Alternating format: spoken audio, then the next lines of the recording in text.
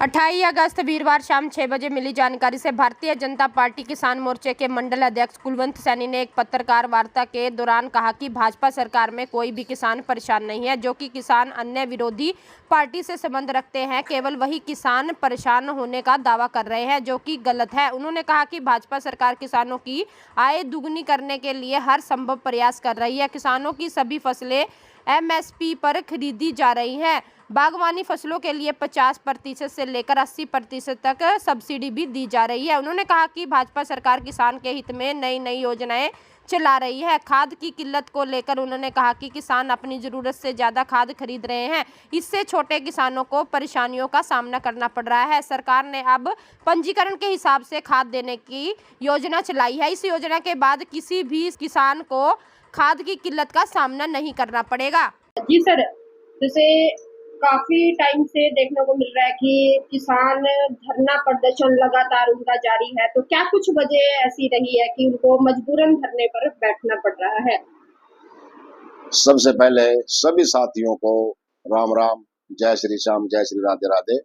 और आपका भी बहुत बहुत धन्यवाद, आपके चैनल का, और आपका बहुत बहुत धन्यवाद। देखिए मैडम, जो किसान न्यूट्रल है वो बिल्कुल भी कोई किसान परेशान नहीं है सरकार से। सरकार जो है किसानों के प्रति पूरी तरह से देख रही है, और किसानों की आय कैसे बढ़े, कैसे दुगनी हो, सरकार पूरी तत्परता से काम कर रही है।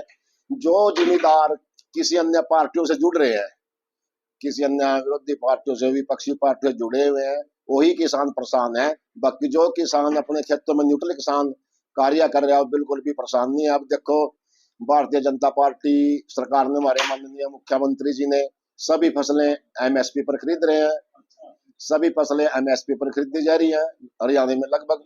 और अदरक पे, हल्दी पे, लहसुन पे, और आम पे, अमरूद पे, जितनी भी है बागवानी फसलें हैं, सब पर 50% से लेकर के 80% तक हमारे माननीय मुख्यमंत्री जी सब्सिडी दे रहे हैं।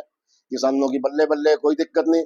अब क्यों परेशान है, क्यों धरने प्रदर्शन कर रहे हैं किसान, ये तो देखो मैडम, इसके बारे में क्या कहा जाता है। तो सर, अभी पीछे देखा गया कि खाद की किल्लत इतनी रही कि मजबूरन किसानों को लाइनों में लगना पड़ा, धरना प्रदर्शन किया गया। तो ऐसी क्या मजबूरी रही है कि खाद की किल्लत ऐसी क्यों रही है?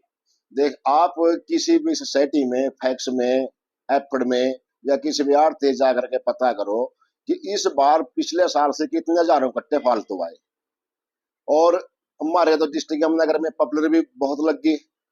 ठीक है, खाद की किल्लत ऐसा नहीं है। मान लो एक जिम्मेदार के पास 8 किल्ले जमीन के है, उसको कितना खाद चाहिए? जीरी में 2 से 3 कट्टे खाद के गिरते हैं, और गन्ने में 1 कट्टा फालतू गिर जाता है।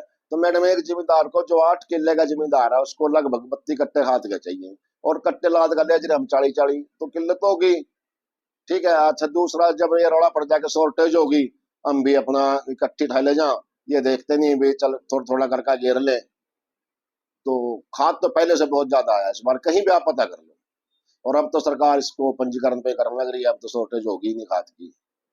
अरे एक सर, मामला देखा जा रहा है कि वोट चोरी को लेकर भी मुद्दे उठ रहे हैं। विपक्ष भी ज्यादातर वोट चोरी को लेकर मुद्दे उठा रहे हैं, तो कितनी सच्चाई है?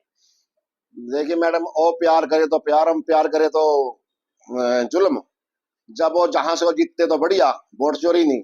और जहां से भाजपा जीतते, वहां दिक्कत। वहां तो ईवीएम भी खराब भी है, चोरी भी है। ये पता क्या है, ये लोगों का मन पहले चोरी हो रहा था, वोट चोरी नहीं हो रही थी, मन चोरी था। ये ठीक हो गया, लोग समझ गए। और दूसरी बात एक और है, कहीं भी किसी भी बूथ पे वोटिंग होती है, वहां एजेंट बैठते हैं सभी पार्टियों के, और उस बूथ के एजेंटों को पता होता है कि किसकी वोट लिस्ट में जो कौन बंदा मरे हो या किसकी वोट गलत है। वो अपने तरीके से वोट डलवाते हैं। वोट चोरी कैसे हो जाती है? नहीं भी तो सिक्के मान लो, दूसरी विपक्ष भी तो जीतता है सिक्के। अब जहां से जीतता है वहां तो वोट चोरी नहीं होती। ये वोट चोरी वाला कोई ऐसा नहीं बात है, तो एक बड़ी बात है। ठीक है सर, धन्यवाद।